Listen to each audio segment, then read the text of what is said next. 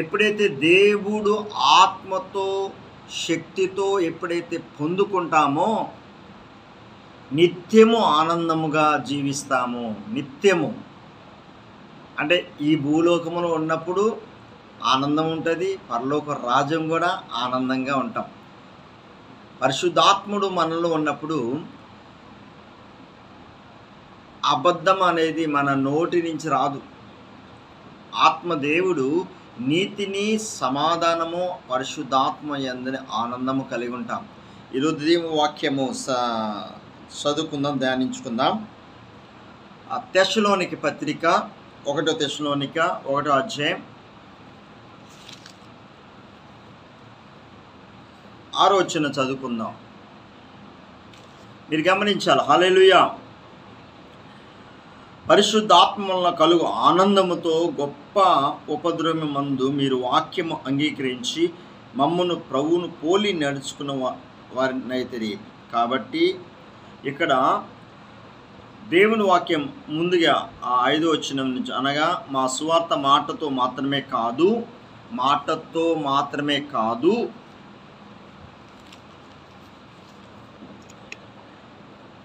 శక్తితోనూ పరిశుద్ధాత్మతోనూ సంపూర్ణ నిశ్చయతతోనూ మీ ఎద్దుకు వచ్చి ఉన్న సంగతి మీకు తెలియను. మీ నిమిత్తము మేము మీ ఎడల ఎట్టి వారమై ఉంటేమో ఎరుగుదురు. పరిశుద్ధాత్మ వలన కలుగు ఆనందముతో గొప్ప ఉపద్రవ్యమందు మీరు వాక్యము అంగీకరించి మమ్మను ప్రభువుని పోలి నడుచుకున్న వారైతిరి. ఈరోజు దేవుని వాక్యము,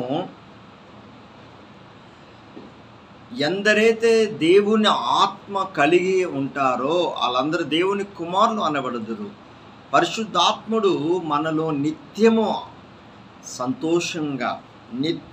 సంతోషంగా జీవిస్తాం. ఇక్కడ సంతోషం ఉంటుంది, పరలోక రాజ్యము కూడా. అక్కడ భోజనం ఉండదు, ఆకలి దప్పులు ఉండదు, ఏడుపు ఉండదు, దుఃఖం ఉండదు. ఆ రాజ్యం శాశ్వతమైన రాజ్యం. అక్కడ ఏడుపు ఉండదు, దుఃఖం ఉండదు. నిత్యము మన ప్రభువుని ఆరాధిస్తూనే ఉంటాం. ఆ రాజ్యము కొరకు ఈ భూలోకములో ఉన్నప్పుడే మనము నిత్యము ఆనందముతో ఉంటాము. పరిశుద్ధాత్మ కలిగి ఉన్న వారికి ఈ ఆనందం ఉంటుంది, అందరికీ ఉండదు. నేను ఒకటి చెప్తున్నా, దేవుని ఆత్మ కలిగి ఉన్నప్పుడు పరలోక రాజ్యం ఇక్కడ అనుభవిస్తాం. ఈ భూలోకం అనుభవిస్తాం, పరలోక రాజ్యం కూడా మనకి ఆ నిశ్చయత మనకి అనుగ్రహిస్తాడు దేవుడు. ఈరోజు మన జీవితాల్లో ఎంతోమంది క్రైస్తవులు యేసు ప్రభువు నమ్ముకున్నారు, కానీ దుఃఖములో, శ్రమల్లో, ఎంతో శ్రమల ద్వారా వెళ్తున్నారు. కానీ ఆ శ్రమల ద్వారా కూడా మనము నిత్యము ఆనందము కలిగి ఉంటాం. ఒకసారి ఒక ఎగ్జాంపుల్ చెప్తాను మీకు. పౌలు శీలలు ఎంతో శ్రమతోని సువార్త ప్రకటించినప్పుడు ఆ సైనికులు పగులంతా సువార్త చేసి అన్ని శ్రమలు పొందినప్పుడు ఆ పౌలు శీలలు జైలులో ఉంచారు. ఆ జైలులో ఆ శ్రమల ద్వారా, ఆ కష్టాల ద్వారా ఉన్నప్పుడు కూడా, ఆ జైలు స్థితిలో ఉన్నప్పుడు కూడా పరిశుద్ధాత్మ దేవుడు అక్కడ కూడా మన ప్రభువుని కీర్తనలతోనే ప్రభువుని కీర్తిస్తున్నాం, పాటల ద్వారా ఆయన ఘనపరుస్తున్నాం. అక్కడ పౌలు శీలలు పాటలు పాడుతున్నప్పుడు పునాదులు కదిలిపోయాయి, అంటే అడ్డబండలన్నీ కదిలిపోయాయి. దేవుని ఎప్పుడైతే ఆరాధిస్తామో, ఎప్పుడైతే దేవునిలోని ఆనందిస్తామో, నీకు అడ్డబండలన్నీ కదిలిపోతాయి. ఆయన స్తుతించినప్పుడు, ఆయన ఆరాధించినప్పుడు అడ్డబండలన్నీ విడుదల చేసేస్తాడు దేవుడు. ఈరోజు నేను చెప్తున్నా, ఆ ఆనందము, నిత్యం ఆనందం, పరిశుద్ధాత్మలో ఆనందం కలిగి ఉంటాం. ఒకసారి చూద్దాం, లాస్ట్ నేను ముగిస్తాను. ఫిలిప్పీ పత్రిక 3వ అధ్యాయం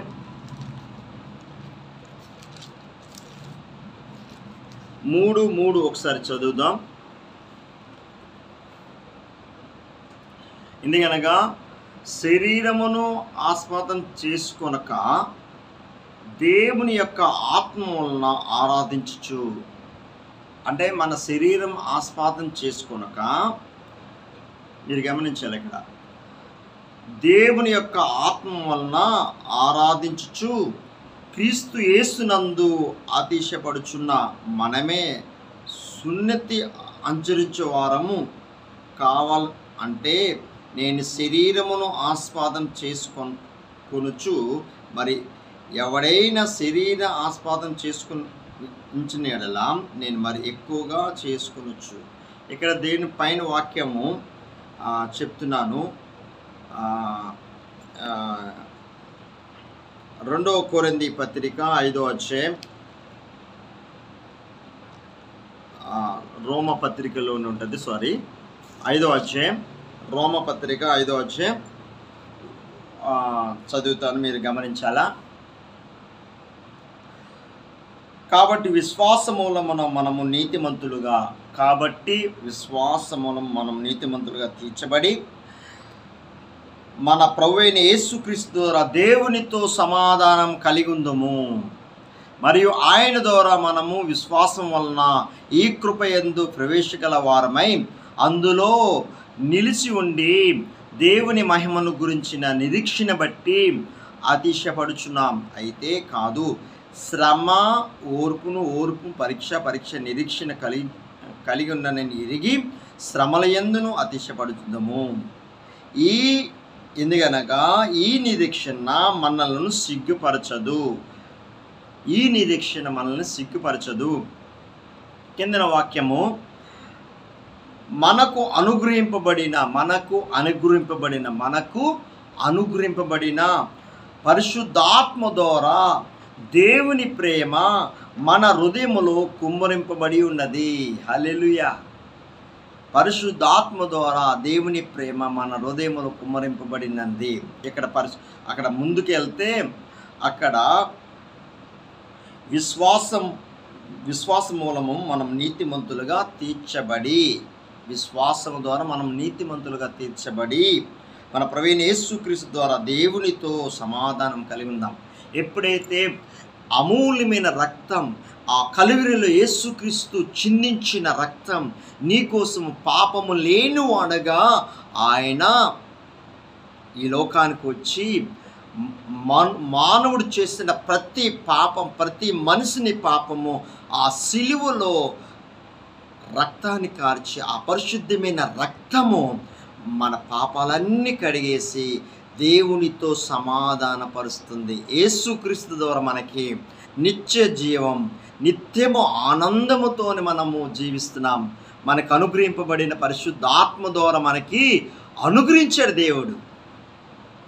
ఈరోజు మనము జీవిస్తున్నామంటే, ఆ నిత్యము ఆనందంతో కలిగి ఉన్నామంటే ఆ పరిశుద్ధాత్మ దేవుడు మనల్ని ఆదరించి బలపరిచి నిత్యము ఆనందముతోనే, ఎన్ని శ్రమలున్నా, ఎన్ని బాధలున్నా, ఎన్ని కష్టాలున్నా, అక్కడ పౌలు శీలలు ఎన్ని బాధలు శ్రమల ద్వారా కూడా సరసాల్లో కూడా దేవుని ఆత్మలోని ఆరాధన చేసినప్పుడు, ఆత్మతో సత్యముతో చేసినప్పుడు జైలు పునాదులు కదిలిపోయాయి. అక్కడ ఈరోజు నేను చెప్తున్నాం, నువ్వు ఎన్ని కష్టాలున్నా, ఎన్ని బాధలున్నా, ఈరోజు దేవుణ్ణి ఆరాధించినప్పుడు నిత్యము ఆనందముతో కలిగి ఉంటావు. నిత్యము ఆ సంతోషము ఈ లోకములో ఎక్కడ కూడా ఉండదు. ఆ దేవుడు సంతోషం ఇక్కడ నిత్యము సంతోషం ఉండదు. ఆ రాజ్యం కూడా మనకి అక్కడ అన్నపానము, దుఃఖం ఉండదు, మరణము లేదు. అక్కడ నిత్యము ఆనందముతోనే దేవుణ్ణి ఆరాధిస్తూనే ఉంటాం. ఆ సంతోషము నాకు, నీకు, మనందరికీ యేసుక్రీస్తు అనుగ్రహించాడు. చిన్న ప్రార్థన చేసుకుందాం. ప్రభువా, ఈ వాక్యాన్ని ఎంతమంది అయితే ఆలకిస్తున్నారో ప్రభువా, యేసయ్యా, ఎంతమంది అయితే ప్రభువా బంధకాలు ఉన్నారో, ఎంతమంది అయితే ప్రభువా యేసయ్యా ఆ బంధకాల నుంచి నజరేయుడైన యేసు నామం విడుదల కలుగునుగాక. ప్రభువా, ఎంతమంది అయితే ప్రభువా చెడు వ్యసనాలకి బానిసంగా ఉన్నారో వాళ్ళందరి పట్ల నీ కృప చూపించి ఇప్పుడే అతిశక్తి గల నామములో విడుదల కలుగునుగాక. యేసయ్య ఆ చీకటి శక్తులు, దురాత్మ శక్తులు ప్రతి బిడ్డని విడిచిపో, యేసు నామమును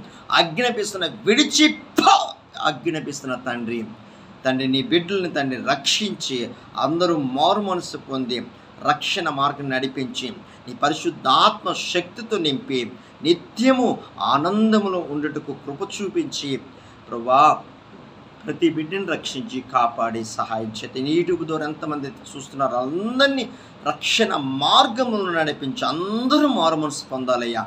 రక్షించి కాపాడేం యేసు నామములో అడుగుచున్నాం తండ్రి. ఆమేన్, ఆమేన్.